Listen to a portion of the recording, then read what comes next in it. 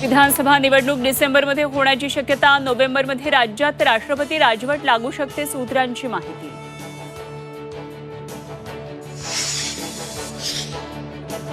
निवडणुका पुढे ढकलणं म्हणजे रडीचा डाव असल्याचा खासदार सुप्रिया सुळेंची टीका. तर ही हुकुमशाही असल्याचं संजय राऊत यांचा आरोप.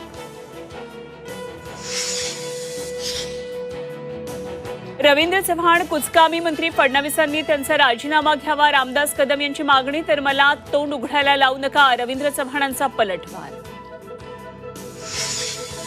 राष्ट्रवादी काँग्रेस अजित पवार विश्वासघातकी पक्ष असल्याचा महेंद्र थोरवेंचा हल्लाबोल. महायुतीत राहून गद्दारी सहन करणार नसल्याचा इशारा.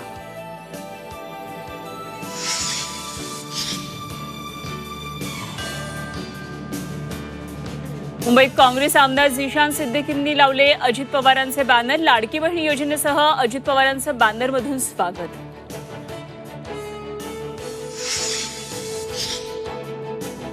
आणि मुंबई भाजपमध्ये मोठे संघटनात्मक फेरबदल. मुंबईतल्या सर्व 6 जिल्हाध्यक्षांची पदावरून गच्छंती. काही मंडल अध्यक्षांवर कारवाईची शक्यता.